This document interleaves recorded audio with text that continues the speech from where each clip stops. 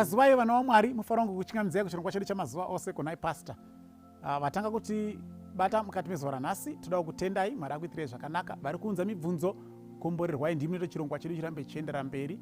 Nekuda kwawatanga kuti bata nhasi pachirongwa pano tiri kuedza kubatsirana kupindura mibvunzo yatogona kunge tiinayo inopindurukawo zvakare neumboonwanikwa mukati mebhaibheri.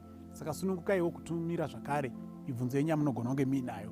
Tiri kupindura mubvunzo wabvunzwa neimwe hama yedu mukati mezuva ranhasi ari kuti panapa kunai pastor, according to Exodus 22 verse 18 tinofanira here kutaka varoyi namabwe. Saka regai tiende kuna Exodus 22 yacho verse 18 iri kuti iyo, you shall not permit a sorceress to live. Usatendera muroyi kuti ararame. Don't permit a sorceress to live. And mukaenda pazasi pacho, whoever lies with an animal shall surely be put to death. Saka ndofunga ndo context yemubvunzo yekuti saka since vanhu vavaisanzi ngavasararame kwaitakwa vanhu namabwe, isusu nhasi tikabata muroyi tinofanirwa here kutaka varoyi namabwe.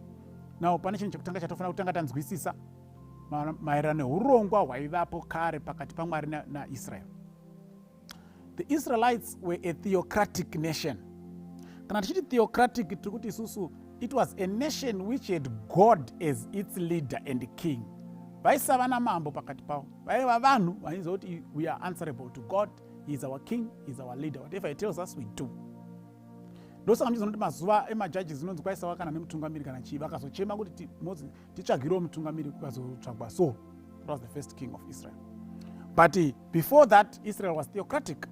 Nekuda kwokuti Israel was theocratic, Mwari akanga akadelegata some certain prerogatives which now belong only to God. He had given them such prerogatives. And imwe yacho ndeyekuti vaiti vane simba rekunzi uyu urayai, uyu itai so, uyu itai so. But unfortunately, Israel did not fulfill God's mandate and objectives. Zvakanga zvasarudzirwa Israel kuti vanzi vanhu vaMwari. Israel subverted the objectives. They did not fulfill the objectives. Ndokusaka namakuerenga kuna Acts chapter 13 verse 46 inoti iyo.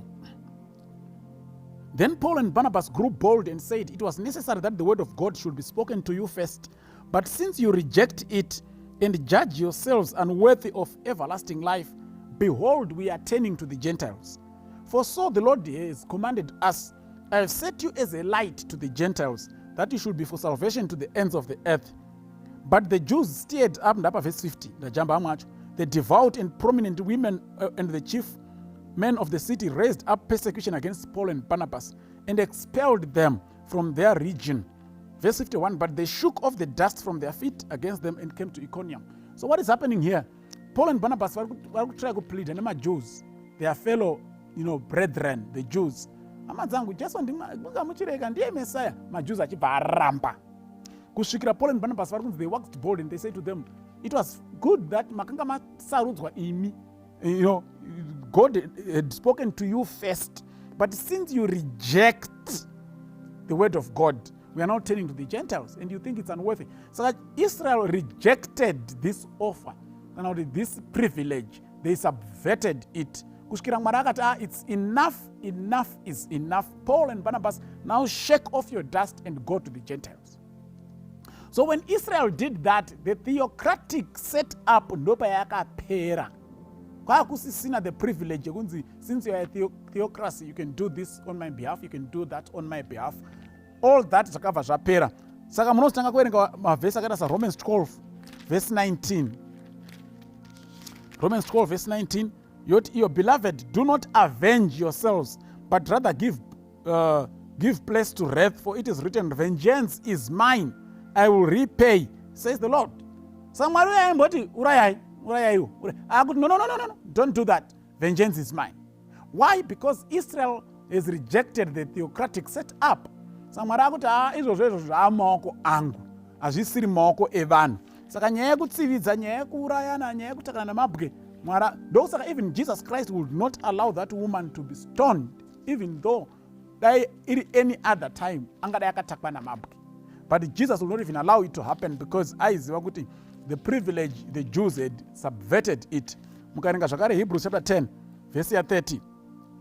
For we know him who said, vengeance is mine, I will repay, says the Lord. And again, the Lord will judge his people. So it's now God himself who is executing judgment the privilege was withdrawn from human beings. Hakusina munhu achine kodzero yekuexecuta judgment on behalf of God yakanangana nekureva kwavaroi nini. Mwari akuti no, that now is mine. And izvo zvakatinakira because vanhu pachazvavo, they are not justice in executing judgment. Mwana zonoti mwana watete araramiswa but mwana wa next door neighbor akadyirana mombe ngaatakwa nemabwe. Saka Mwari akanoti no, imi matadza mademonstrator hamuzvigoni. It's now my prerogative, it's now my privilege, I'm no longer sharing it with you. Saka hakusina munhu achatenderwa kukota vhesi kuti tirakuuraya muroi, because Bible rinoti musatendera muroi kurarama, because that one was a prerogative given to the Israelites who subverted it and God took it away. Kudaira zvajeka, Mwari atikomborera tibatsire. Amen.